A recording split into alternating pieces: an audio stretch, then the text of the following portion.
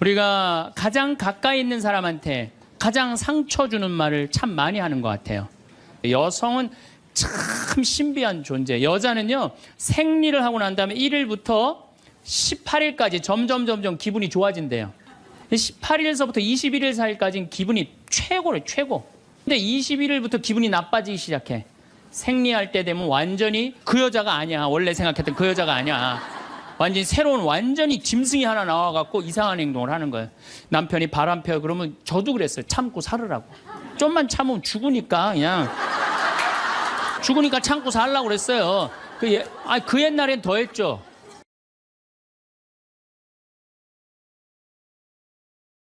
인간이 살아가면서 말처럼 중요한 것이 없습니다.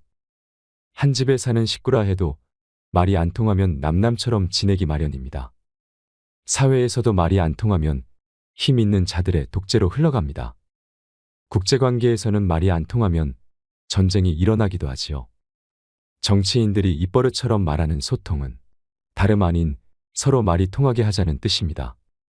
사람은 말 한마디에 인생이 바뀌기도 합니다. 박지성 선수는 수원공고 시절부터 축구 실력이 뛰어났지만 프로축구팀은 물론 대학에서도 그의 가치를 알아보지 못했다고 합니다. 당시 명지대 축구 감독은 박지성의 진가를 알아보고 선발하려고 했지만 축구팀 정원이 다 차서 할 수가 없었습니다. 박지성 선수는 어쩔 수 없이 명지대 테니스학과 정원을 빌려 입학했습니다. 그 후 박 선수는 히딩크 감독을 만나 제2의 인생을 살게 됩니다. 프로 선수도 아니고 유망주도 아니었던 박 선수를 뽑았던 히딩크는 비난 여론을 감내해야 했습니다. 미국 골든컵에서 부상을 입고 좌절하고 있던 박 선수에게 히딩크는 통역을 통해 한마디 건넵니다. 당신은 훌륭한 선수가 될 자질이 있다. 박지성 선수는 자서전에서 일본의 칭찬이 자신의 인생을 바꿔놓았다고 고백했습니다. 그때부터 자신 있게 모든 경기에 임했던 박지성 선수는 세계적 축구 명문 구단인 영국 맨체스터 유나이티드에서 뛸 만큼 세계적 축구 선수가 됐습니다. 말과 말하는 사람에는 등급이 있습니다. 생명을 살리는 말씀을 하는 사람이 있는가 하면 좋은 열매를 맺는 말씨를 뿌리는 사람, 기분을 나쁘게 하는 말투를 가진 사람이 있습니다. 자살을 결심한 천주교 신자 한 명이 죽기 전 마지막으로 미사에 참례하러 성당에 갔다고 합니다. 그날따라 신부님 강론 말씀이 위로와 용기를 줬답니다. 결국 마음을 바꿔 성당을 나오면서 열심히 살아보기로 했습니다. 이것이 바로 생명을 살리는 말씀입니다. 마틴 루터 킹 목사는 1960년 흑인에게 투표권이 주어지지 않았을 때 I have a dream이라는 연설로 많은 흑인의 가슴에 희망을 심어줬습니다.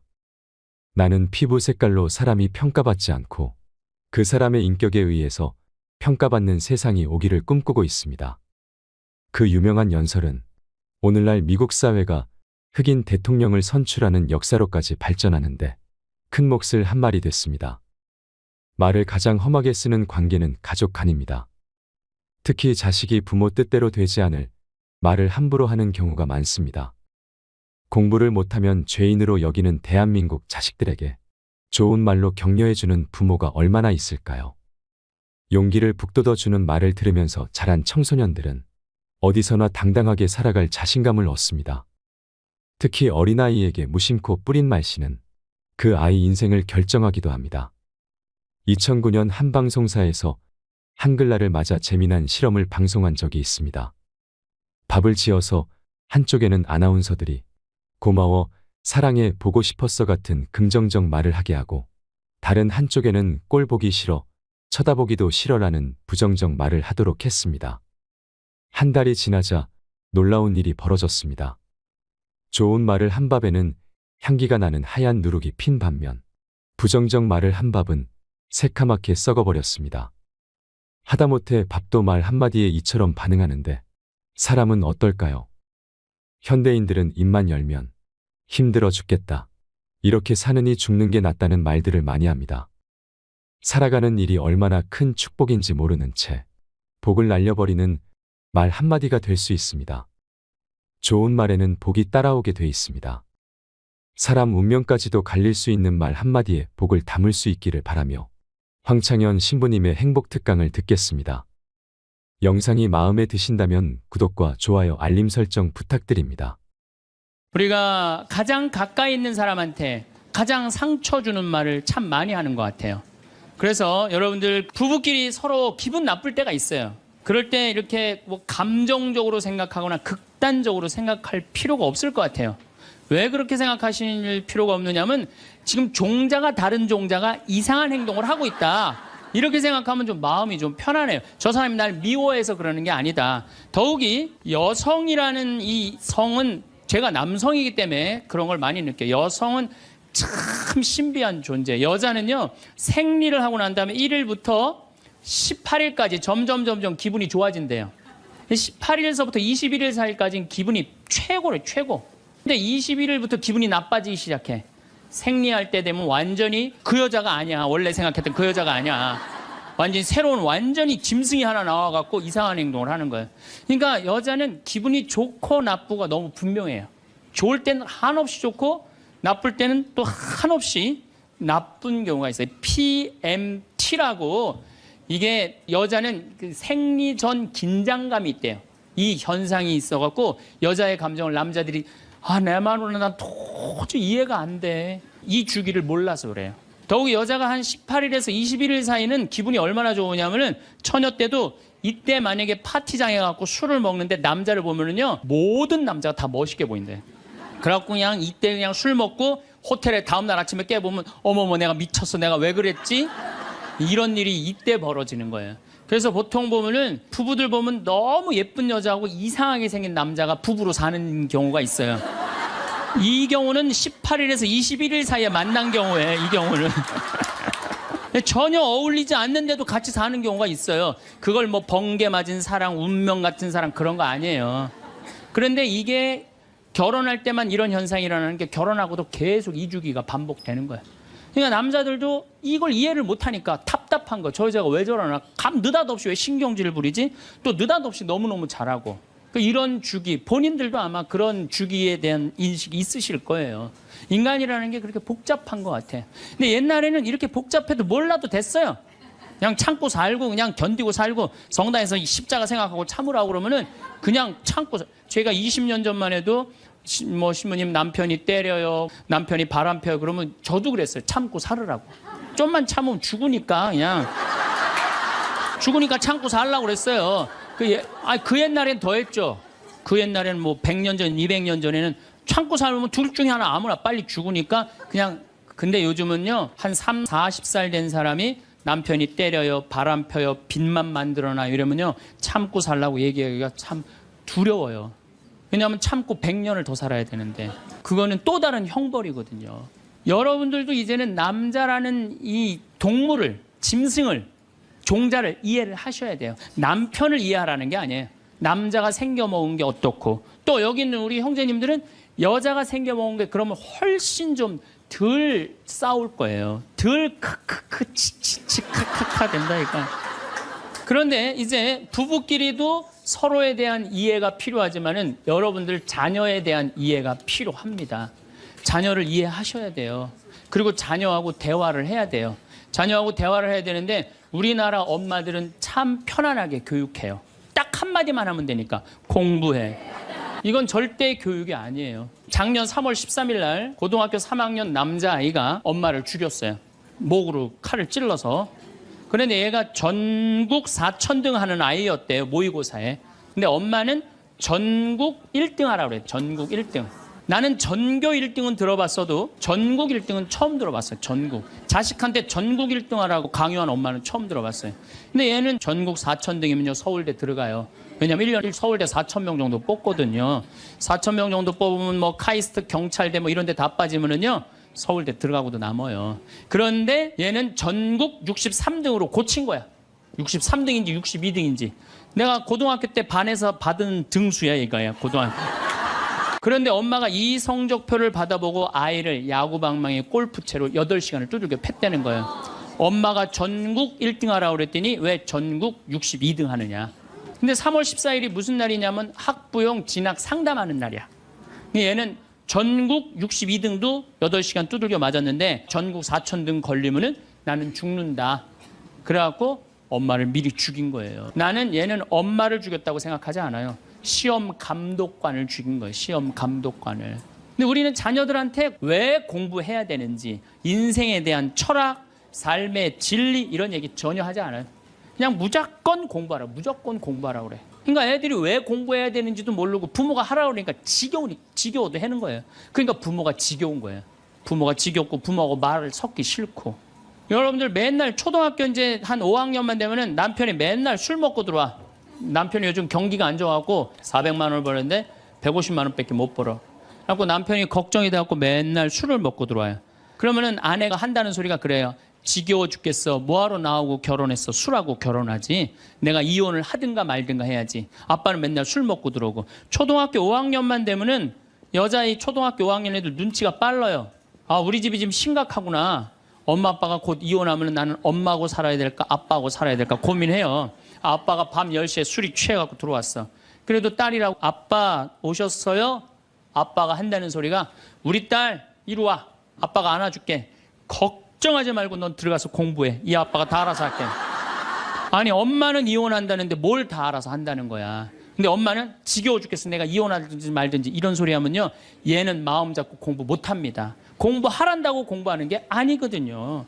정말 지혜로운 엄마는 어떤 엄마인 줄 알아요? 남편 술 취해갖고 들어오면은 방에다 뉘어놓고 근심 어린 얼굴로 쳐다보는 초등학교 5학년 딸아 아빠가 맨날 술 먹고 들어오니까 걱정되지? 엄마 나 걱정돼. 아빠가 왜 저래 조금? 사실은 아빠가 요즘 경제가 좀 어렵지 않니? 너도 알다시피 지금 유럽에 그리스 사태 터졌잖아. 그리고 이란 핵무기 때문에 지금 석유값이 자꾸 올라가고 있어. 그리고 미국은 리먼 브라더스 경제 위기가 왔잖아. 이렇게 어려운 경제 위기가 와서 아빠가 한 달에 400을 벌어야 되는데 150밖에 못 벌어. 근데 너도 알다시피 우리 핸드폰 4식구 쓰면은 20만 원이야. 그다음에 전기세 10만 원이야. 그다음에 아빠 차 운행하고 우리 버스 타고 전철 타고 다니는 거 30만 원이야. 우리가 라면만 먹고 살아도 60만 원이야. 네 학원비, 동생 학원비 50만 원 들어가. 그러고 난 다음에 우리 아파트 부금 100만 원 들어가. 한 달에 최소한 250은 있어야 되는데 150밖에 6개월 동안 아빠가 지금 이렇게 우리 집이 마이너스야. 그래서 아빠가 저렇게 근심 걱정이 돼서 저렇게 술을 먹고 들어오니 네가 좀 이해를 해줬으면 좋겠다. 이렇게 말하면요, 얘는 방에 들어가서 고민해요. 우리 집을 위해서 내가 도대체 뭘 해야 될까? 고민해요. 그런데 우리는 자녀들한테 이런 얘기 일체하지 않아요. 일체하지 않고 너는 들어가서 뭐 하라고 그래? 공부하라고 그래. 그러니까 애들이 공부를 왜 해야 되는지 모르잖아요. 유대인들은요, 초등학교 1학년만 되면은 왜 우리가 이 초막절을 지내야 되는지, 왜 우리가 과월절을 지내야 되는지, 할머니 할아버지는 어떻게 살았고 엄마 아빠는 어떻게 살았고 다 얘기해줘요. 이스라엘 애들은 초등학교 1학년 때부터 철드는 거예요. 아, 이런 역사 안에서 내가 살아가야 되는구나. 제가 지난 3월 달에 이스라엘에 초청을 받아서 갔다 왔어요. 근데 마침 그 사막 체험을 했는데 그때 이스라엘의 영재 아이들이 거기 왔었어요. 천재 아이들이죠. 근데 이스라엘은 고등학교 3학년 18살만 되면요, 무조건 군대 가야 돼요. 3년. 남자고 여자고 다 3년. 근데 걔네들이 전부 다 의대 합격한 애, 공군사관학교 합격한 애, 다 그런 애들이야. 그래서 내가 물어봤어요. 니네들은 18살만 되면은 군대를 간다는데 너희들 정말 군대 가고 싶느냐? 내가 물어봤는데 걔네 눈빛이 반짝반짝 그러면서 나는 이 나라를 위해서 가겠다는 거예요. 그리고 그냥 가는 것도 아니고 반드시 가고 그냥 기쁘게 가겠다는 거예요. 얘네들은 역사, 의식, 가정의식 다 있는 거야. 우리나라 애들은 20년 동안 역사 얘기도 안 듣고 사람 살아가는 도리 얘기도 안 듣고 무조건 뭐만 하라고 그래? 공부만 하라고 그래. 제가 얼마 전에 내 친구의 친구가 세상을 떠났어요. 근데 그 세상 떠난 사람 여자야. 근데 고등학교 2학년 딸이 있고 대학교 1학년 아들이 하나 있는 거야. 그런데 이 엄마가 딸을 깨워야지 딸은 일어나서 학교를 가는 거예요. 근데 10시가 됐는데 엄마가 안 깨운 거야. 엄마가 왜 나를 안 깨웠지? 10시가 됐는데 부엌에 가보니까 심장마비로 죽은 거예요. 심장마비로 죽었는데 아들이 이제 올라왔죠. 지방대학 다니면서. 아들이 올라왔는데 아들이 장례 때 하나 울질 않더래요. 우리 친구가 가서 보니까. 그리고 그냥 슬퍼하질 않더래요. 그런데 장례하는 날 아빠한테 그러더래요. 아빠, 나 내일 MT가 있는데 나 그거 꼭 가고 싶은데 나 어떻게 하면 좋으냐고. 나 내일 MT 가게 해달라고 그러더래요. 철이 안 들은 거죠. 그런데 여러분들, 얘가 철이 왜 없을까요? 누가 이렇게 철없이 키웠을까요? 부모가 철없이 키운 거예요. 뭐 하라고 그런 거야? 공부하라고 그러는 말 외에는 한 얘기가 없는 거예요. 공부하라는 얘기. 우리 집에 형제가 4형제예요. 근데 우리 둘째 형이 머리가 나빠요. IQ가 99에. 난 126인데.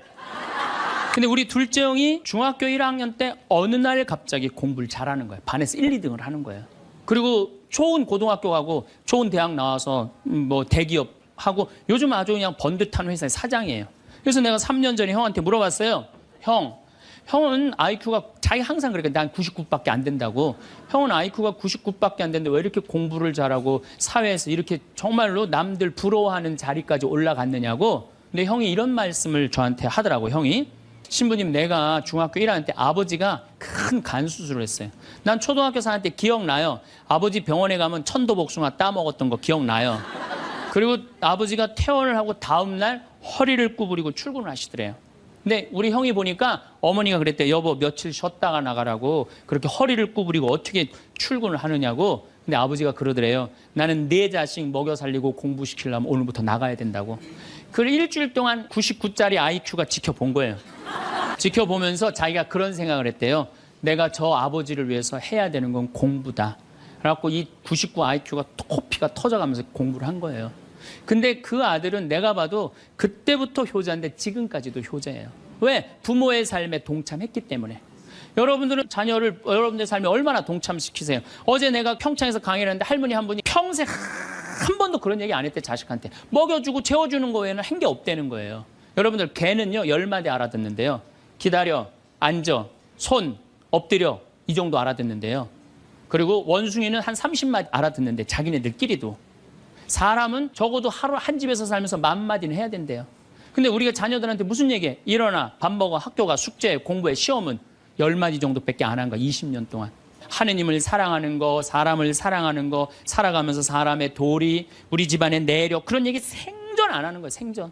내가 어떤 고민을 하는지, 내가 어떤 갈등 속에서 사는지, 아빠하고 어떤 추억이 있는지 그런 거 전혀 모르는 거예요. 밥만 먹여주는 그러니까 10마디 이상 안 한 거예요. 그러니까 내가 자녀를 키우면서 계속 들어가서 공부해 10마디 이상 안 한 이 집은 무슨 집이냐? 개 같은 집이에요. 개 같은 집. 사람 집이 아니에요. 사람 집이 아니에요. 다정한 대화를 할 수가 없는 거야. 그러니까 우리 이 둘째 아들은 정말 그때부터 지금 나이가 50이 넘었는데 아직까지도 효자예요. 나보다 신부가 됐으면 더 잘 살았을 거예요. 둘째 형이.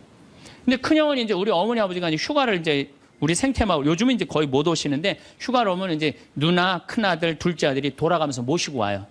근데 이제 뭐 큰아들도 자기도 뭐 조그만 공장을 하는데 바쁘니까 바쁜 와중에 어머니 아버지 모시고 오는 거 아니에요.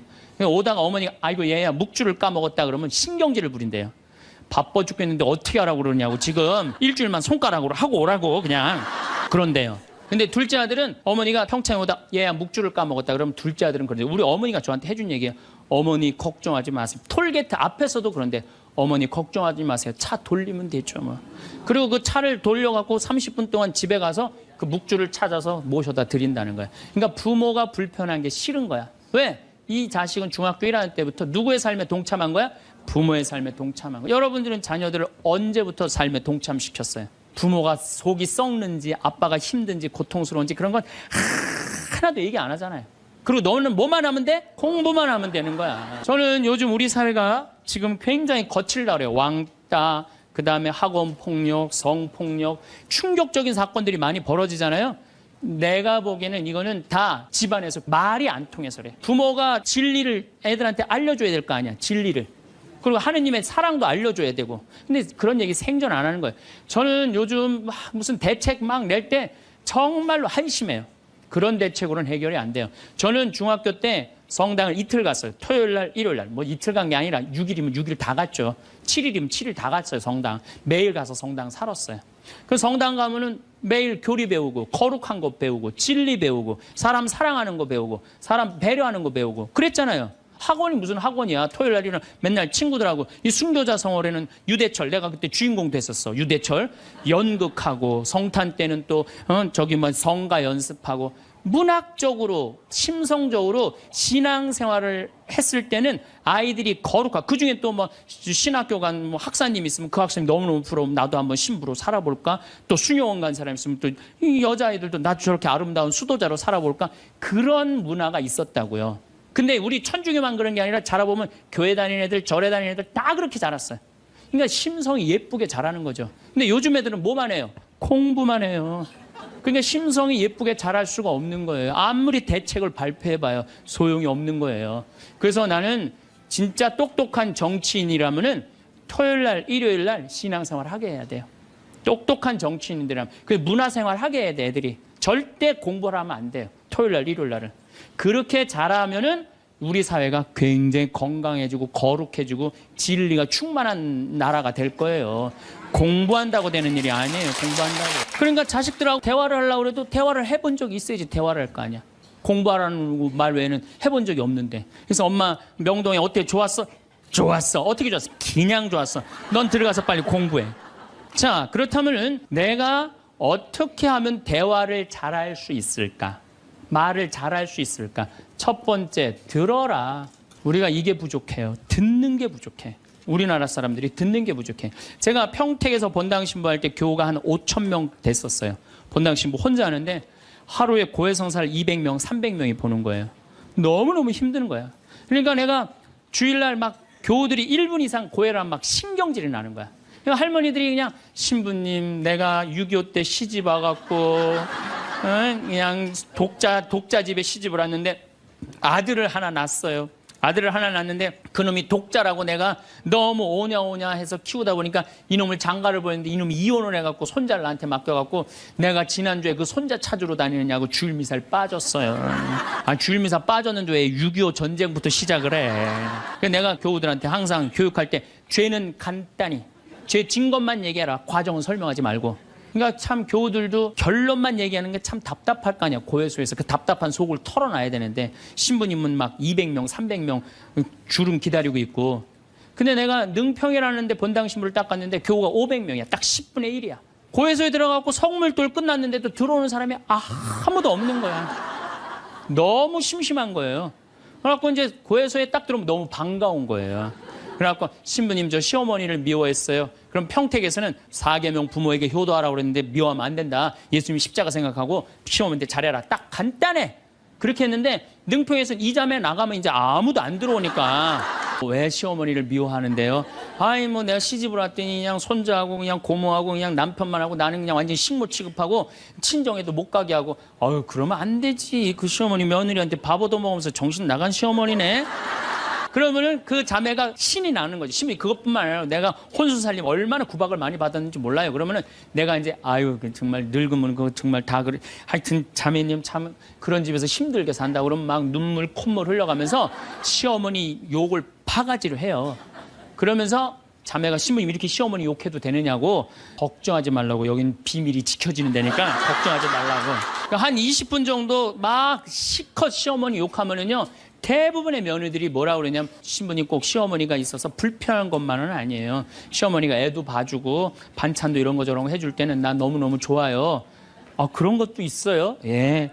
신부님 이번 사순절을 맞이해서 내가 우리 성가정 만들려니까 내가 시어머니한테 내가 잘할게요. 아유 뭐 잘하면 좋죠. 반찬도 맛있게 하고 한 번 더 웃으면서 얘기할게. 아유 훌륭하십니다. 나는 한 게 아무것도 없어. 아유 그러느냐고. 그러면 자기가 고해하고 자기가 훈화하고 자기가 보속하고 자기 결심까지 다 하기가 나가. 말은요 들어주기만 하면 돼요. 여러분들 친구들하고 뭐 좀 상담할 때 지적질할 필요 하나 없어요. 나이 50, 60 넘어갖고 너 그러니까 네가 그 꼴로 사는 거야. 그러면 그 자기 속 얘기하는 사람이 너 그러니까 그 꼴로 사는 거야. 그럴 때 아유 맞아 내가 그래서 내가 이 꼴로 사나 보다. 그럴 것 같아. 기분 나빠할 것 같아요. 당연히 기분 나빠하죠. 당연히. 우리 집에 많은 그 중고등학교 학교 다니기 싫어하는 애들을 데리고 와요. 요즘 내가 바빠서 거의 상담을 못 하는데 데리고 오면은 얘가 학교를 안 간다는 거예요. 중학교 2학년, 3학년 애가 학교를 관두겠다는 거예요. 그러면 내가 많은 경우 상담을 하면은 거의 90%는 그랬던 것 같아요. 너 학교 많이 다니기 싫으니? 네, 다니기 싫어. 그럼 관둬. 뭐 다니기 힘들고. 아, 신부님한테 다니라고 설득하러 데리고 왔는데 신부님이 뭐라 그래? 나는 이제 그렇게 마음 먹고 애가 오는 거예요. 저 엄마가 날 저기까지 데려간 거는 나를 학교를 다시 다니게 설득을 시키려고 저 신부를 만나게 해주는구나. 근데 내가 관둬. 뭐하러 다녀? 내가 엄마한테 자세히 얘기해 줄 테니까 너 관둬. 근데 왜 다니기 싫은데 이거 이유가 뭐야? 그럼 공부도 따라가기 힘들어. 그래 맞아. 한번 따라지면 그거 못 따라가. 너 있잖아. 너는 머리로 살 놈이 아니라 내가 보기엔 몸으로 살 놈이다 너. 너 우리 생태마을에 와갖고 농사나 져라. 그러면 이제 자기 친구 얘기, 부모한테 섭섭한 얘기 다 해요. 그럼 아, 얼마나 힘들었겠니. 수업 시간에 조는 이유가 있지. 이해를 해야지 알아서 볼 거 아니야. 이해도 안 되는데 눈 뜨고 쳐다보고 있는 거 쉽지 않지. 호심이 그거 어떻게 알았냐. 다 내가 옛날에 해봐서 알아. 한 1시간 동안 얘 공감, 동감 해주고 고개만 끄덕여주면요. 얘네들이 거의 끝날 때 뭐라 그러는지 알아요? 신부님 막 그래도 아무리 생각해봐도 중학교는 졸업해야 될 것 같아요. 아니야. 중학교 졸업할 필요 없어. 나중에 네가 철 들으면 졸업해도 돼. 자퇴 그냥 하는 걸로 하자. 아니에요, 신부님. 중학교 졸업하는 게 나을 것 같아. 그래? 그러면 가서 한번 다녀봐. 다니다 힘들면은 꼭 나한테 얘기하면 내가 꼭 엄마한테 얘기해 줄게. 그래서 중학교, 고등학교, 대학 졸업한 애들 많아요. 아직도 연락하는 애들이 많아요. 신부님 감사하다고. 황창현 신부님의 행복 특강 잘 들으셨나요? 정말로 우리는 가장 가까이에 있는 사람한테 가장 상처를 주는 말을 하는 것 같습니다. 황창현 신부님은 내가 기분 나쁜 일이 있을 때 감정적으로 생각할 필요가 없다고 말씀하십니다. 그냥 나와 다른 사람이 이상한 행동을 하고 있구나 생각하면 마음이 좀 편안해진다고 합니다. 저 사람이 날 미워해서 하는 게 아니라고 생각하면 훨씬 낫다고 하지요. 여러분도 이 말에 동의하시나요? 생각보다 인간이라는 게 그렇게 복잡하지는 않습니다. 황창현 신부님께서는 이해 없이 무조건 참고만 살면, 특히 몇십 년을 더 참고 살아야 한다면 더 큰 형벌이기에 이제부터라도 남자와 여자의 종자를 이해하는 것이 중요하다고 하십니다. 그러면 훨씬 덜 싸울 수 있습니다. 여러분 오늘도 행복하셨으면 좋겠습니다. 사랑하는 가족들과 사이좋게 지내시길 바라며 더 좋은 영상으로 다시 찾아뵙겠습니다. 이상으로 책틀맨이었습니다. 지혜를 쌓는 당신의 오늘이 아름답습니다. 더 좋은 영상으로 찾아뵙겠습니다.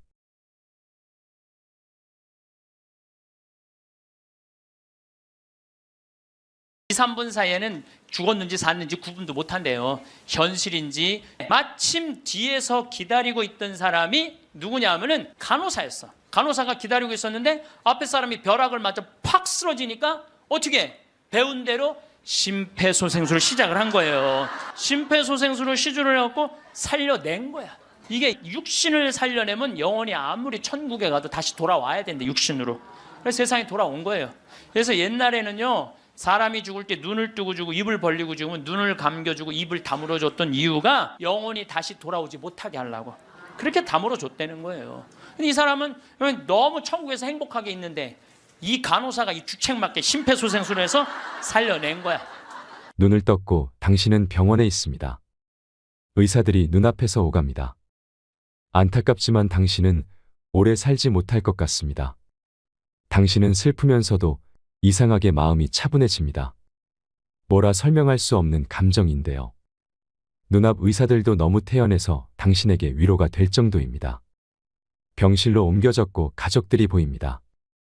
가족들은 당신에게 용기를 주지만 사실은 그들이 절망하고 있습니다. 의사가 당신을 보러 왔습니다.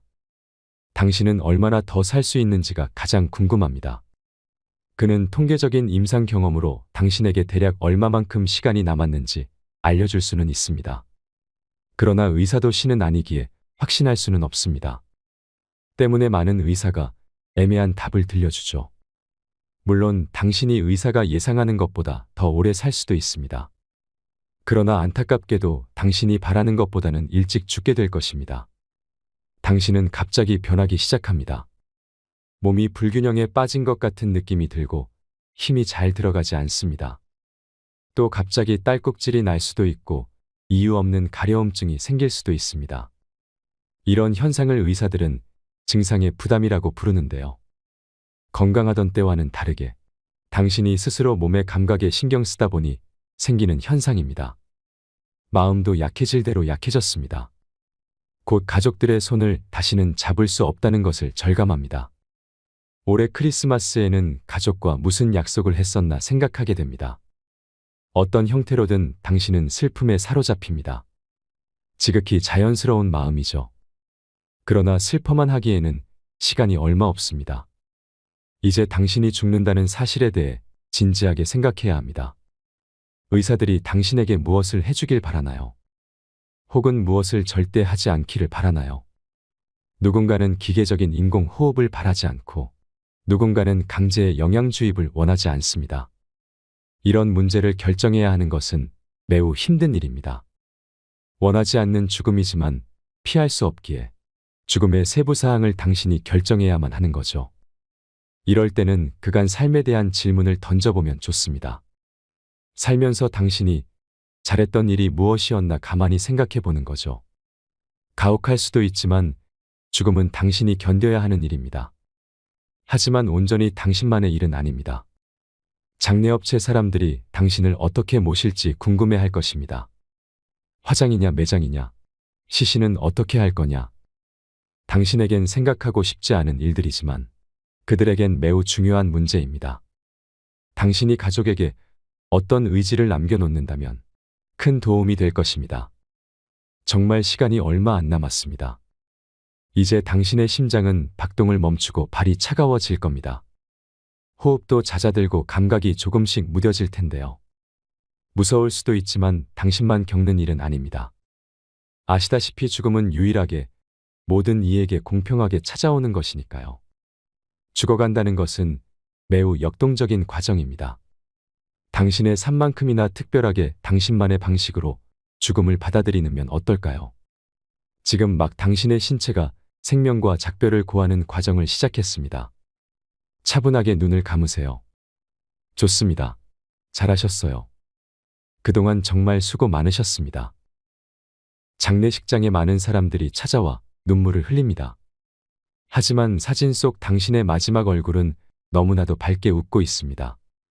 사진 속 얼굴이 너무 아름답고 빛이 나 더욱 슬퍼지네요. 정작 당신은 살면서 얼마나 자주 이렇게 밝게 웃어봤나요? 당신은 평생 세상의 한 부분이었습니다. 당신은 친구들과 가족에게 그들의 삶의 바탕에서 소중한 사람이었습니다. 하지만 이제 당신은 떠나고 없습니다. 그래서 지금 이 시간이 아주 특별한 것입니다. 이 시간은 다시 오지 않습니다. 이건 선물 같은 것입니다. 사람들이 죽기 직전에 느낄 수 있는 감각에 대해 생각해 보신 적이 있나요? 반드시 당신이 알아야 할 이야기였을 거라 생각합니다. 우리는 실제 임종을 앞둔 사람들의 심리를 간접 체험하면서 오늘 또 분명하게 살아야 할 이유를 찾게 됩니다. 당신이 숨쉬는 일상이 얼마나 숭고한 순간들인지 생각해보는 시간이 되셨길 바랍니다. 황창현 신부님의 행복특강 바로 시작하겠습니다. 영상이 마음에 드신다면 구독과 좋아요, 알림 설정 부탁드립니다. 지난주에 앤더슨 시 코리아라는 뉴욕의 정형외과 의사가 벼락 맞은 얘기를 했습니다. 벼락을 맞아서 죽었더니 몸에서 영혼이 빠져나와서 자기 시신을 장모님이 쫓아내려와서 울고불고 하고 이 사람아 죽으면 어떻게 하나? 그런데 자기 시신을 보고 있는데 정작 본인은 하나도 안 슬프더라는 거예요. 그러니까 죽은 영혼은 여러분들 슬프지 않아요. 그러니까 여러분들 죽은 영혼을 위해서 너무 슬퍼하는 것도 죽은 영혼 멋쩍게 만드는 거예요. 누구한테 맡겨? 하느님한테 맡겨야 돼요. 앤더슨 시코리아는 의사는 딱 영혼이 나왔을 때 아 내가 죽었구나. 내가 이제 떠날 때가 됐구나. 보통 2, 3분 사이에는 죽었는지 샀는지 구분도 못한대요. 현실인지. 그래서 이거를 미국에서는 ND라고 Near Death Experience라고 그래요. 임사체험, 근사체험, 죽음체험이라고 그래요. 죽음의 선상에서 왔다 갔다 하는 거예요. 그래서 이제 아내하고 딸하고 마지막 작별을 해야 되겠다 생각을 하고 아내하고 딸이 있는 호텔로 걸어가려고 그러는데 걸어가지지가 않더래요. 여러분들 죽은 영혼들이 처음으로 착각하는 게 육신이 아직도 있는 줄 안 되는 거예요. 육신은 이미 저기 누워있고 영혼만 나온 거예요. 그래서 육신이 있는 줄 알고 차가 지나가면은 차를 피하려고 막 그런다는 거예요. 육신도 없는데 육신이 있어야지. 이 육신이 내가 이 물질이 나라는 물질하고 마주치면서 이 막는데 나는 이미 물질이 없어진 건데 영혼인데 걸어가려고 하니 걸어가지지 않고 쫙 떠서 가더래요. 허기야 여러분들 동양 귀신, 서양 귀신 중에 걸어다니는 귀신 봤어요? 귀신들은 다 떠서 다녀요. 여러분들 저기 전설의 고향을 봐도 귀신들 보면 다 날아다니잖아요. 하다못해 저 중국 강씨도 이러고 다 떠다녀. 쫙 떠서 가더래. 그래갖고 이제 문을 열으려고 그랬는데 문 열을 필요도 없더래요. 그냥 몸이 통과돼서 들어가더래요. 이것도 성서에 다 나오는 거예요. 예수님이 부활하시고 난 다음에 제자들이 문 걸어 잠고 있었을 때 어떻게 했어요? 문 열지도 않고 그냥 그 안에. 그러니까 저는 요즘 과학이 발달하면서 많은 의사들이 죽은 사람들의 증언을 채취를 하고 연구를 하면서 그 내용이 신약성서에 다 나와 있어. 우리 예수님 죽었다 부활하셨잖아요. 그렇죠? 죽은 사람 살려낸 거 예수님 다 살려냈잖아. 예수님 영원히 부활하시는 다볼산에서 거룩한 변모할 때 얼굴은 해와 같이 빛나고 온몸은 빛난다. 죽었던 사람들이 하늘나라에서 올라가서 본 장면 그대로 다 신약성서에서 예수님이 다 보여주신 거야. 근데 우리는 그렇게 예수님이 보여줬는데도 다 필요 없어. 죽은 아버지가 살아 돌아와서 얘기를 해줘야 돼. 다른 사람 필요 없어. 그래서 쫙 떠서 가서 아내하고 딸이 있는 호텔을 딱 들어가 보니까 아내하고 딸이 얼굴에 막 페인팅을 하고 놀더래요. 근데 정작 자기는 안 슬프더래요. 떠나야 되겠구나. 그래서 그 죽은 사람들의 특징이 저 빛 있는 데까지 가는 여행길이 그렇게 멀게 느껴진대요. 근데 그 속도가 너무너무 빠르다는 거예요. 그래서 여러분들 우리 죽은 영혼들 잘 떠나가라고 죽으면은 마당에다가 못 떠나요. 사자밥 떠놓잖아요. 맷밥이라고 흰쌀밥 3그릇, 신발 3켤레, 국 3그릇, 그 다음에 엽전 3입 놓잖아요. 그게 뭐예요? 저승사자 둘 오니까 둘하고 죽은 본인 잘 떠나보내라고. 그리고 어디는 또 간장까지 떠놓는데요. 간장을 왜 떠놓는지 아세요? 이게 짜게 먹으면은 물 자꾸 먹히려고 중간에 서서 물 먹는다고 천천히 떠나가라고. 아니면 다시 돌아올 수도 있다. 그래서 간장도 떠놓고 된장도 떠놓는 거라는 거예요. 그래서 이거 죽은 이들을 위한 그런 것들이 너무너무 많은 거예요. 어쨌거나 하여튼 앤더슨 시 코리아라는 의사는 나와갖고 하늘나라 딱 올라가는 순간 이 사람도 역시 신앙이 없는 사람이에요. 여러분들 하늘나라 올라갔다 온 사람들 중에 성당 안 다니는 사람 상관없대요. 되게 어떤 사람들이 하늘나라에 많이 올라가냐면 이 세상 사랑하고 사람 사랑하고 아끼는 사람이 되게 올라갔다 오고 나쁜 짓 한 사람들은 다 어두운 데 갔다 온다는 거예요. 그러니까 성당 열심히 다닌다고 다 하늘나라 가는 거 아니야. 이것도 성서에 다 나와. 마태복음 7장 21절에 뭐라 그래? 나더러 주님 주님 한다고 다 하늘나라 가는 건 아니다. 내 말을 실천하는 사람이라야 하늘나라 간다. 그러니까 성당을 아무리 다녀도 사람 미워하고 본당 신부 미워하고 막 옆에 있는 사람 미워하면 그 사람은 성당 다녔나 마나예요. 근데 이 앤더슨 시 코리아는 착하게 살았나 봐. 하늘나라로 올라가서 그 빛을 느끼는 순간 신으로부터 오는 걸 거부할 수가 없더래요. 완전한 평화, 충만한 사랑을 느낀 거지. 그래갖고 이제 하늘나라에서 너무 행복하게 있는데 마침 뒤에서 기다리고 있던 사람이 누구냐 하면은 간호사였어. 간호사가 기다리고 있었는데 앞에 사람이 벼락을 맞아 팍 쓰러지니까 어떻게 배운 대로 심폐소생술을 시작을 한 거예요. 심폐소생술을 시주를 해갖고 살려낸 거야. 이게 육신을 살려내면 영혼이 아무리 천국에 가도 다시 돌아와야 되는데 육신으로. 그래서 세상에 돌아온 거예요. 그래서 옛날에는요 사람이 죽을 때 눈을 뜨고 죽고 입을 벌리고 죽으면 눈을 감겨주고 입을 다물어 줬던 이유가 영혼이 다시 돌아오지 못하게 하려고 그렇게 다물어 줬다는 거예요. 근데 이 사람은 너무 천국에서 행복하게 있는데 이 간호사가 이 주책맞게 심폐소생술을 해서 살려낸 거야. 살아 돌아왔는데 이 앤더슨 시 코리아라는 의사는 문제는 하늘나라에서 들은 음악이 너무 아름다웠던 거야. 하늘나라 간 사람들의 특징이 뭐냐면 너무나 아름다운 음악을 들은 게 그 사람들의 특징이야. 너무 아름다운 음악을 들어서 그걸 자기가 연주하고 싶은 거야. 그래서 이 사람은 94년부터요 박사학위가 2개야. 심리학 박사에 정형외과 박사인데 이 사람은 바이엘부터 피아노를 배워요. 배워서 2002년에 음반을 발표를 해요. 내가 유튜브를 통해서 그걸 들었는데 너무너무 연주를 잘하더라고요. 아니 무슨 무당이 갔다 오거나 뭐 이런 사람이 갔다 오면 무당도 무시할 건 안 되죠. 여러분들 무당도 신 내림 받은 무당은요 무시하면 안 돼요. 강신무들은요 무당 무시하면 안 돼요. 그 사람들은 뭔가 있는 거예요. 그들의 세계가 있는 거야. 이게 그냥 옛날에는 뭐 우리 교회만 나와 이게 아니야. 이제는 인간한테 있는 영적인 기운은요 그 상관없는 거예요. 어쨌거나 하여튼 이 사람 연주하는 걸 들어보니까 내가 너무너무 아름답더라고. 우리 가톨릭 안에도 벼락 맞아 죽은 사람 있죠.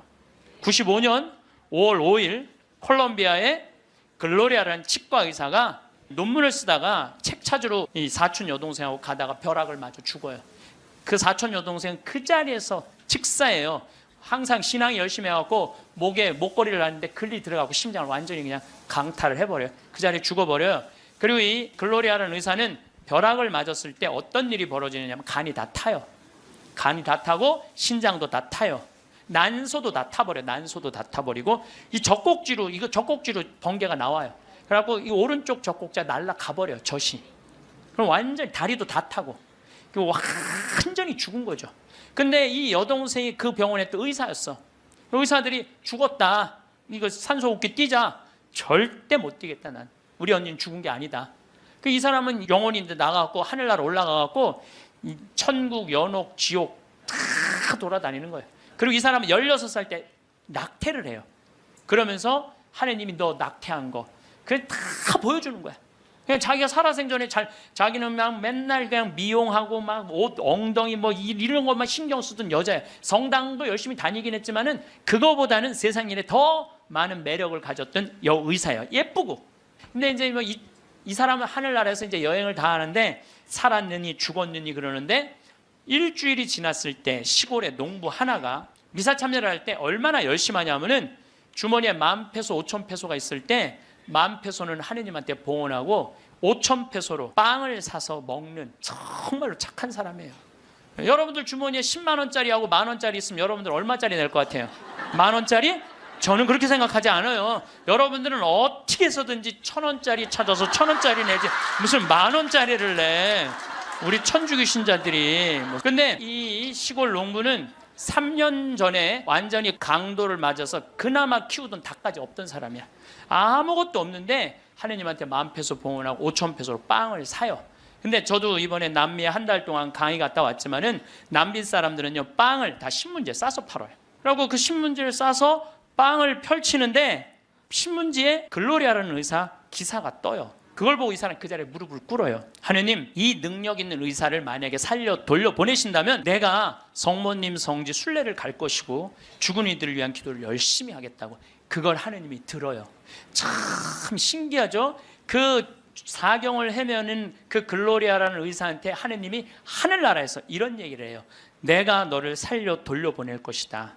왜 돌려보내느냐면은 너의 공로가 아니다. 이 시골의 농부, 너무 나를 따르고 사랑하는 이 농부가 너를 위해 간절하게 기도했기 때문에 내가 너를 살려 돌려보내는 것이다. 돌아가서 이 하늘나라에서 본 것을 증언을 해라.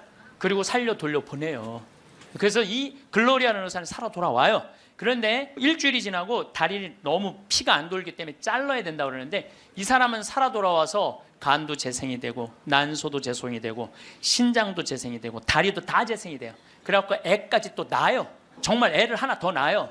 그리고 지금은 온 세계에 다니면서 자기가 벼락마저 죽고 난 다음에 살아 돌아와서 하늘나라 경험 얘기한 걸 다 얘기를 해주는 거예요. 여러분들 우리 죽은 이들을 위해서 기도하는 거 우리 가톨릭 교회 가장 아름다운 전통 중에 하나예요. 저는 이렇게 본당에 초상이 나면은 연도 바치러 꼭 갔어요. 연도를 바치러 내가 이제 저녁 한 8시나 9시쯤 가면은 그 연도꾼들이 꽉 차 있으면 기분이 너무너무 좋아. 교우들이 연도 바치러 주러 왔을 때 너무너무 기분이 좋아. 왜냐하면 여러분들 연도 바칠 때 뭐라 그래요? 성부, 성자, 성령 이 영혼 구원하여 주소서. 성모님, 요셉 성인 이 영혼 구원하여 주소서. 모든 천사들 이름 부르면서 이 영혼 구원하여 주소서. 베드로, 야고보, 요한, 뭐 안드레아, 베네딕토, 루시아, 뭐 아네스 이 영혼 구해달라고 계속 성인들 이름 부르면서 구원해달라고 그러잖아요. 그럼 여러분들 생각을 해봐요. 우리가 이제 죽으면 하늘나라 올라가면은 하느님이 심판하지 않는다니까요. 베드로한테 맡겼잖아요. 베드로가 이제 천당 보낼지 연옥 보낼지 지옥 보낼지 결정할 거 아니야. 혼자 결정하지 않을 거예요. 수호천사 부르고 아까 성서에도 얘기했잖아요. 하늘의 천사가 너를 지켜보고 있을 것이다. 수호천사 부르고 수호 성인 부르고 연관된 성인들 다 불러서 천당 보낼 거냐 지옥 보낼 거냐 연옥 보낼 거냐 얘기를 할 거야. 근데 밑에서 계속 이름 불러대면 성인들이 회의하다 뭐라 그럴 것 같아요? 야, 우리 이름 이렇게 불러대는데 웬만하면 올려 보내자 그냥. 그게 바로 연도의 효과예요. 연도의 효과. 그래서 여러분들 본당에서 세상 떠나는 교우들이 연도 났다 그러면은 시간 내서 꼭 가서 술을 먹으라는 것도 아니고 그냥 잔치밥을 먹으라는 것도 아니에요. 그냥 여러분들 가서 연도 바쳐주는 거 최고의 선물이에요. 제가 지난 봄에 우리 교구에 젊은 신부님 엄마가 돌아가셔서 61에.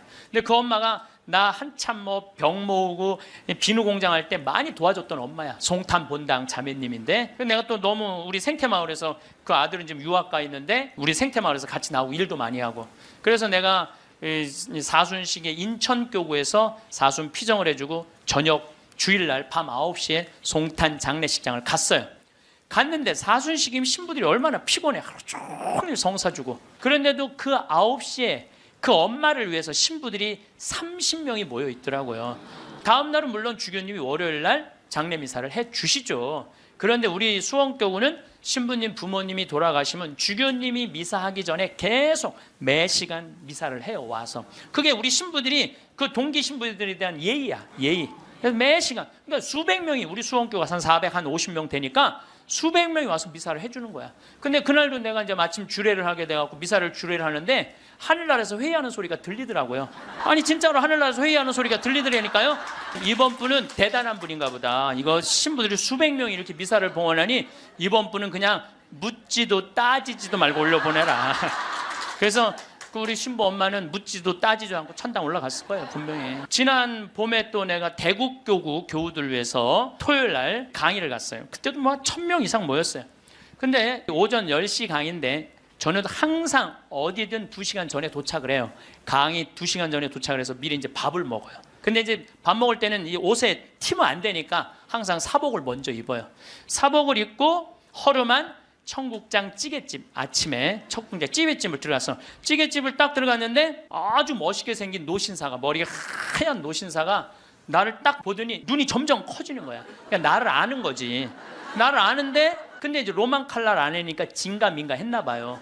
그렇다고 내가 가사 걷고 저는 황창현 신부입니다 이렇게 할 수가 있나. 그냥 아시는 걸로 끝나는 거죠. 그래서 앉아갖고 이제 그 노신사는 먼저 밥이 나왔어요.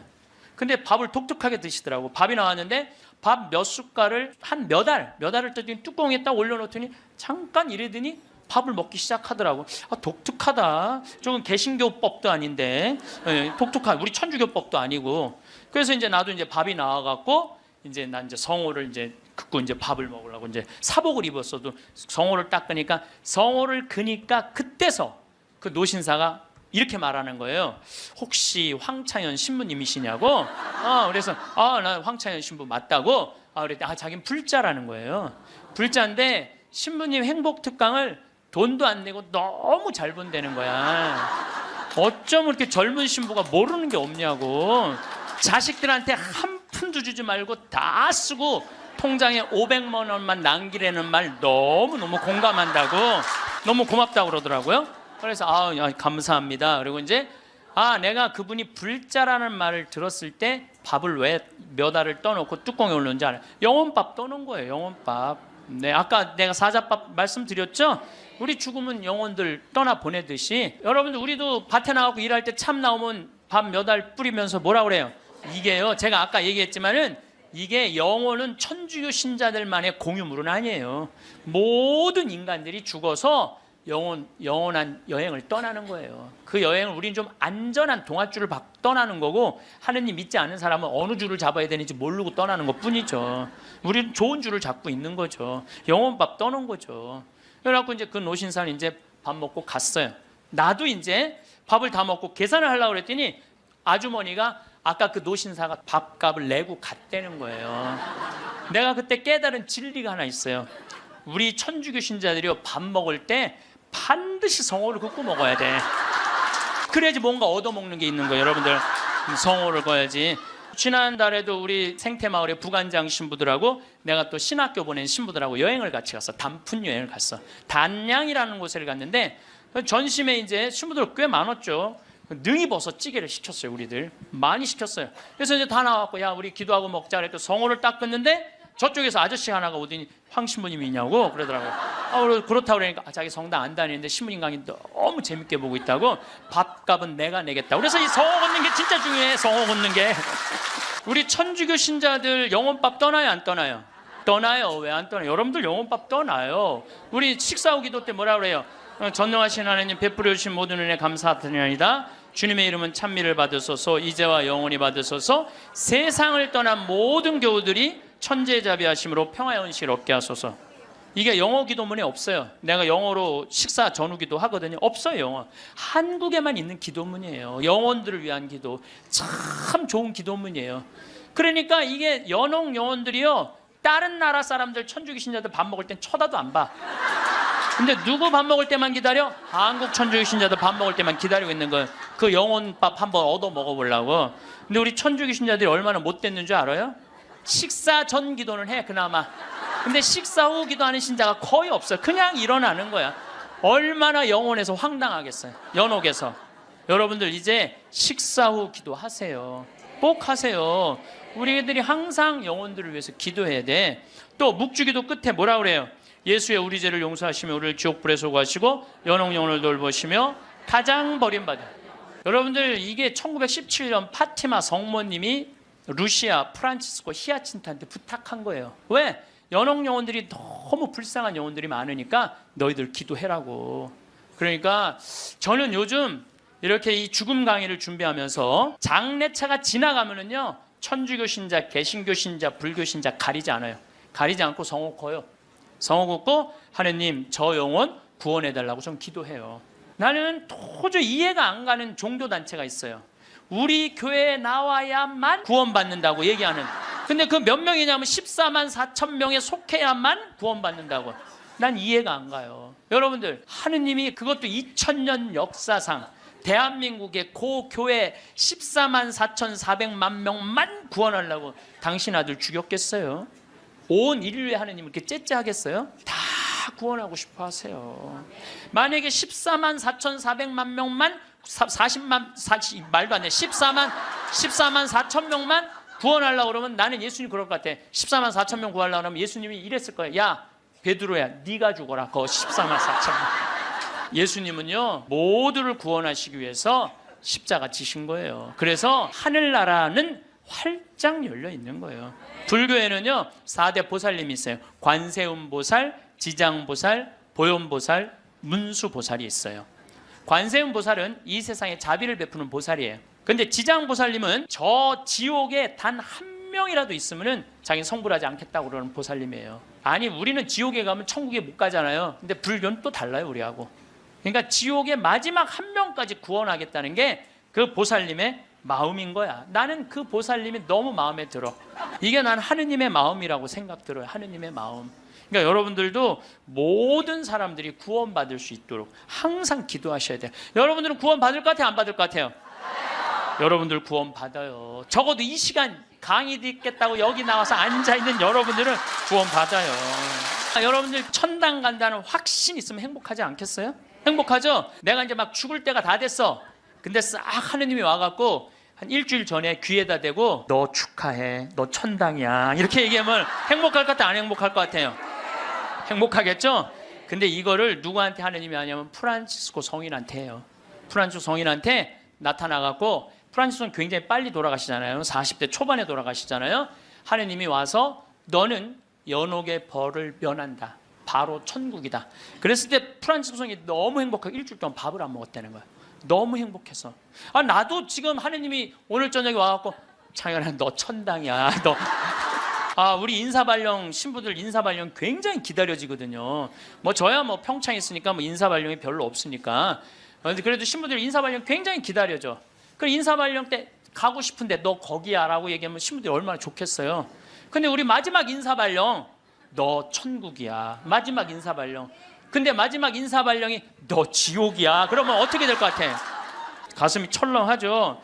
여러분들은 구원 받으세요. 예수님은요 마테오복음에 지옥 얘기 그렇게 많이 안 하세요.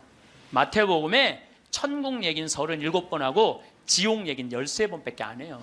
다른 복음에는 아예 지옥이 거의 없어요. 많이 나와요. 한두 번밖에 안 돼요. 그리고 나머진 한번 오늘 저녁에 집에 가서 성서 읽어보세요. 여러분들 눈이 확 뜨일 거야.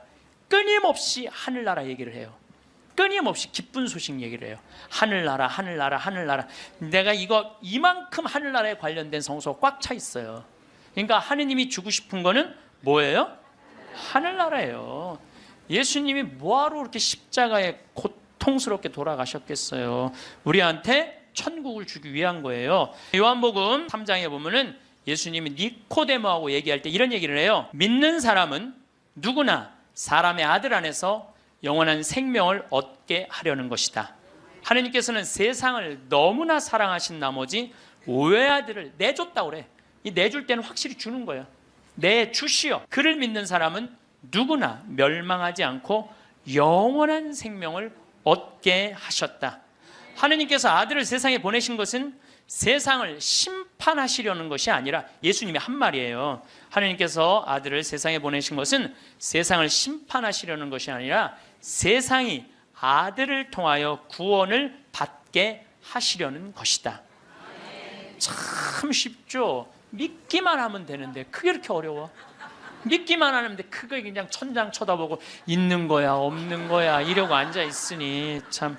요한복음 5장 29절에도 선을 행한 이들은 부활하여 생명을 얻고 악을 저지른 자들은 부활하여 심판을 받을 것이다.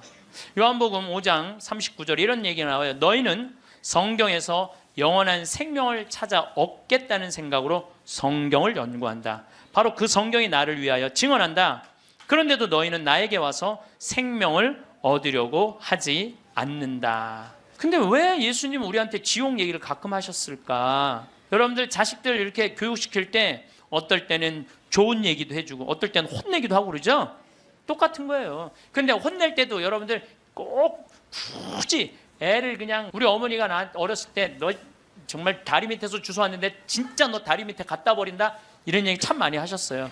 나는 원래 내가 고향이 다리 밑이 내 고향인 줄 알았어요. 하도 그런 얘기 많이 들어갔고. 근데 우리 어머니는 한 번도 다리 밑에 날 버리지 않으셨어요.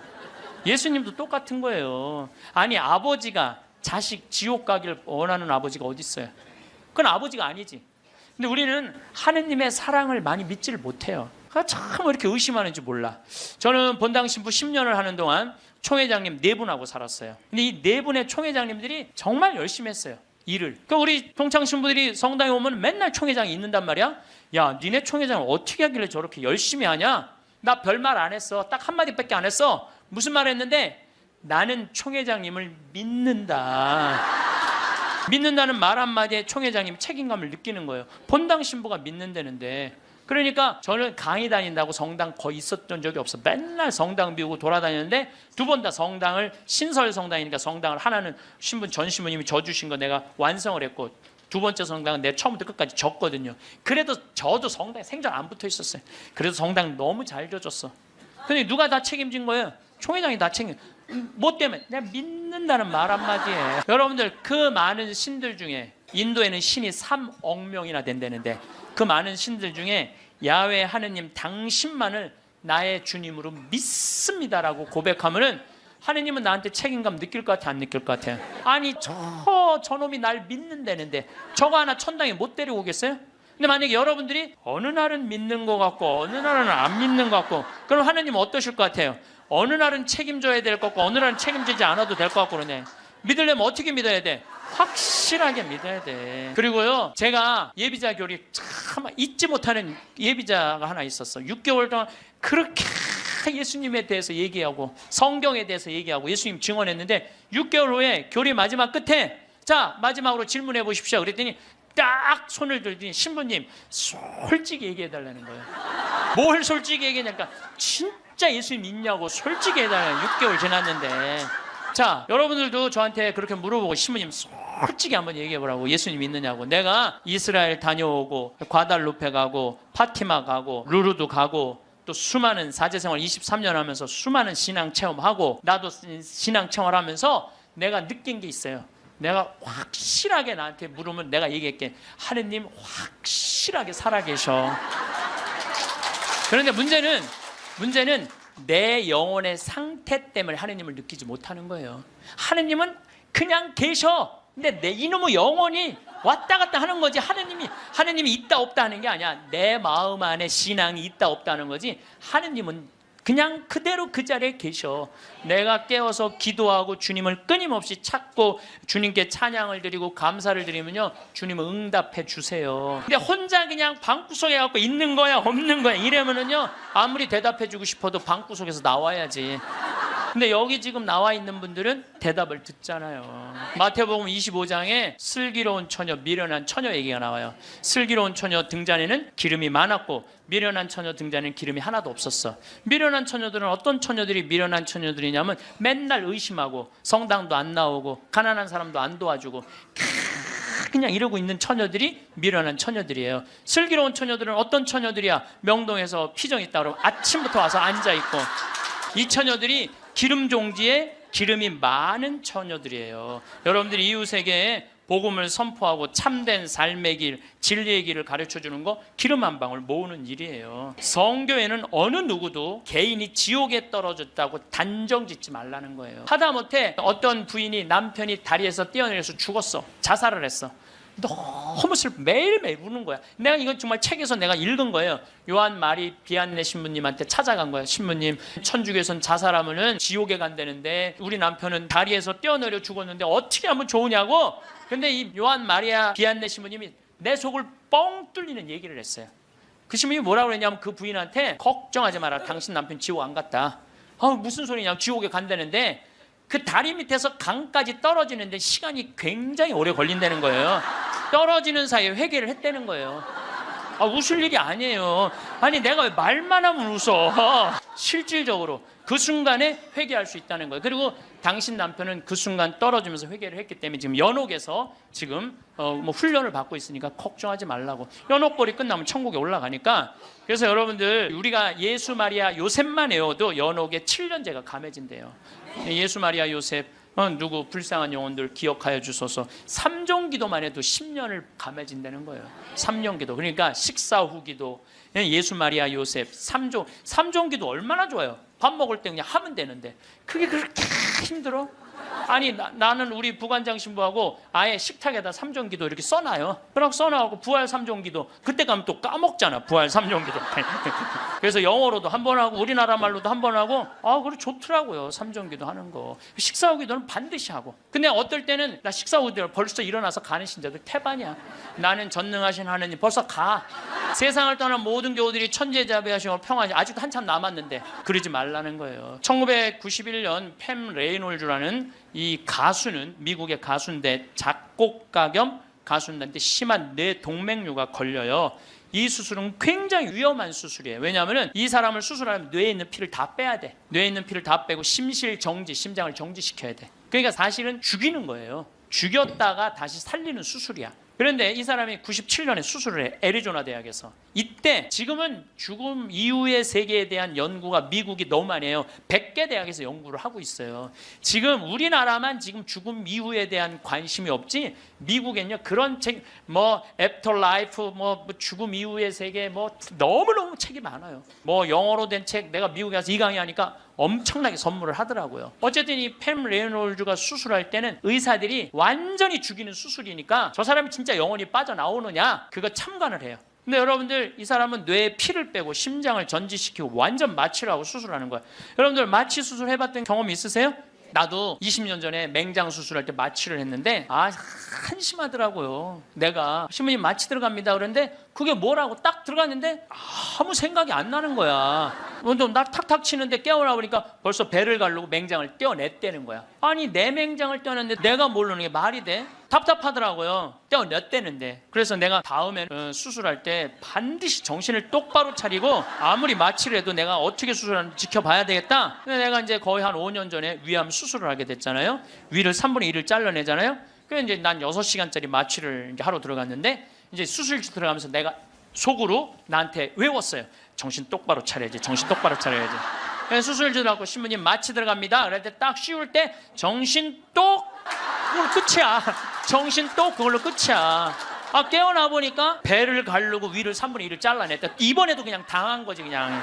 아무 생각이 안 나. 아무 생각이. 근데 이 팸 레이놀즈도 이 수술실에 들어갈 때 뇌에 피를 다 뺐으니 이 사람은 아예 생각이 없는 사람이에요. 심실 정지시키고. 그래갖고 딱 수술을 시작을 했을 때 이 사람은 영혼이 빠져나와요. 빠져나와갖고 수술실 장면을 지켜봐요. 의사가 간호사한테 지시하는 거, 수술 도구 전해주는 거, 그리고 자기 머리를 자르는 수술 도구를 봐요.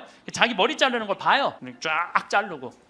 내가 이제 죽었구나. 그래갖고 이 팸 레이놀즈는 병원 위로 올라가고 하늘나라 올라가는데 자기 할머니가 목소리가 특이했대. 하늘나라에서 막 부르더래요. 오라고. 하늘나라 올라가 보니까 자기 할머니가 있고 죽은 형제 친척들이 쫙 있더래요. 너무 아름다운 모습으로 빛을 내고. 그러니까 죽은 사람들 거의 공통적인 의견이에요. 근데 자기 기타를 가르쳐준 외삼촌이 넌 아직 키워야 되는 애도 있으니까 넌 가야 된다고. 난 가기 싫다. 이거 너무 좋다. 가라. 가기 싫다. 그러면서 실갱이를 하는데 삼촌이 확 미는데 수술이 끝난 거예요. 깬 거죠. 살아 돌아온 거죠. 근데 이 사람은 놀랍게도 참관한 의사들한테 의사들 배치를 다 얘기를 해줘요. 어떤 의사가 어느 자리에 있었고, 수술 도구는 여러분들 우리들이 수술하러 들어갈 때요, 절대 수술 도구를 개봉을 안 해요. 오염될까봐, 감염될까봐. 그래갖고 의사들이 완전하게 다 방지를 하고 이 사람 마취 끝나고 난 다음에 수술 도구를 다 꺼내요. 그러니까 우리들은 수술 도구를 어떻게 생겼는지 몰라. 수술실에 들어간 사람 알아요, 몰라요?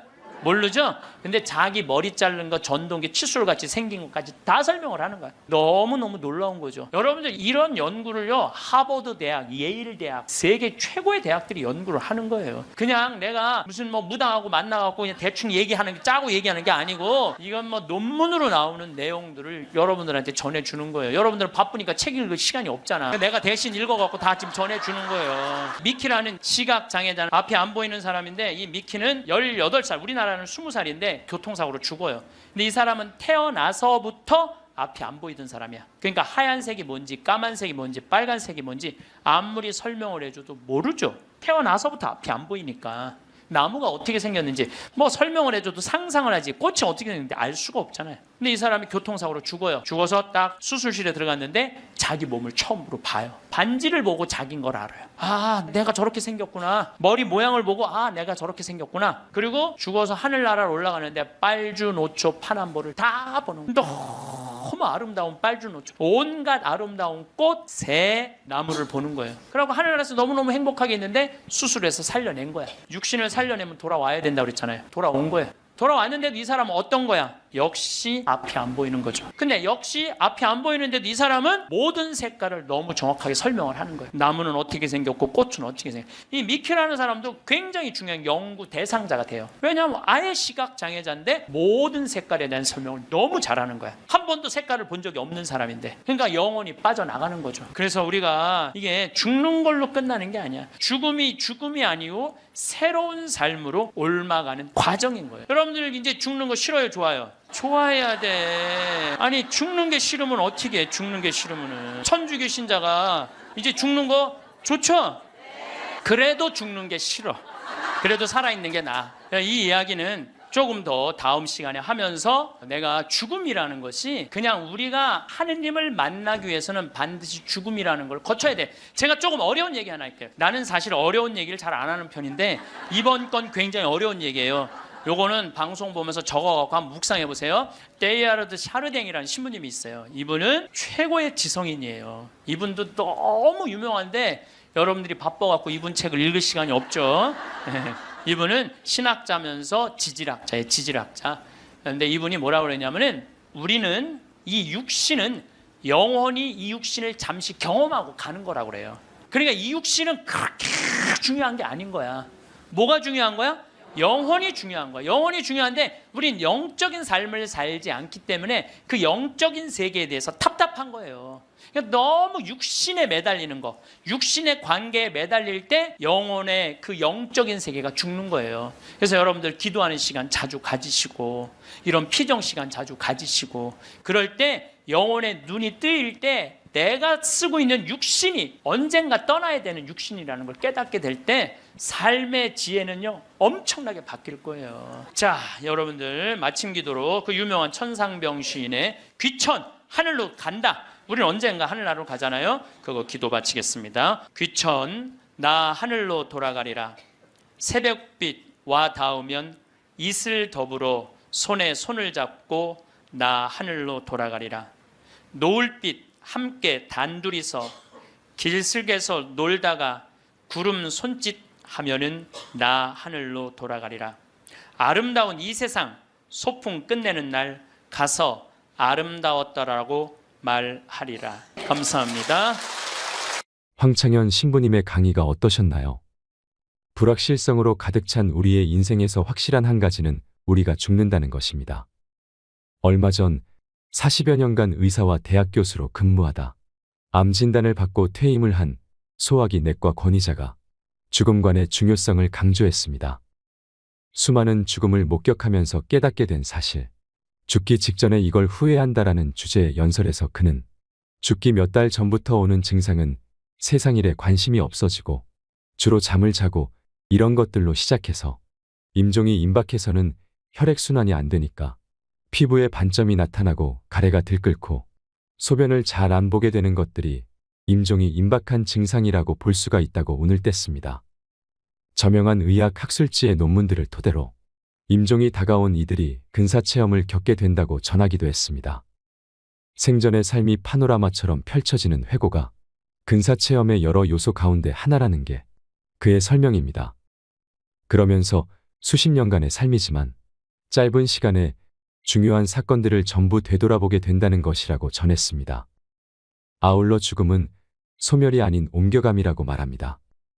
죽음은 삶의 마지막 단계이고 어떤 면에서는 마지막 성장의 기회라고도 볼 수가 있습니다. 그러므로 우리는 메멘토 모리, 나도 언젠가 죽는다는 걸 자주 기억하고 이런 죽음관을 가능한 일찍 갖는 게 무엇보다 중요합니다. 암 환자가 가장 후회하는 부분으로는 후회와 원망의 반응이 대표적이라고 합니다. 또 암에 걸리기 전으로 돌아간다면 무엇부터 할 것인가라는 물음에는 후회하지 말고 무엇이든 조금 더 일찍 했으면 좋았겠다는 대답이 많았습니다. 그러면서 많은 사람들이 빨라도 40대 후반, 50을 보는 나이에 비로소 그런 생각을 하지만 이런 생각을 10년만 좀 더 빨리 했다면 자신의 삶 자체가 상당히 많이 달라지지 않았을까 생각한다고 답했다고 합니다. 나는 어떻게 죽음을 맞이할 건지 우리는 건강할 때부터 생각해 봐야 합니다. 병이 없을 때, 건강할 때 유언장을 쓴다든가 사전연명의료의향서를 작성해 봐야 됩니다. 건강할 때 생각해 보고 필연적으로 맞게 될 죽음을 어떻게 맞이하고 해나갈 건지 생각을 자주 하는 게 굉장히 중요합니다. 여러분, 죽음을 두려워하지 말고 죽음에 의연해지세요. 그러면 행복한 노후, 행복한 죽음을 맞이할 수 있을 것입니다. 이상으로 책틀맨이었습니다. 지혜를 쌓는 당신의 오늘이 아름답습니다. 더 좋은 영상으로 찾아뵙겠습니다.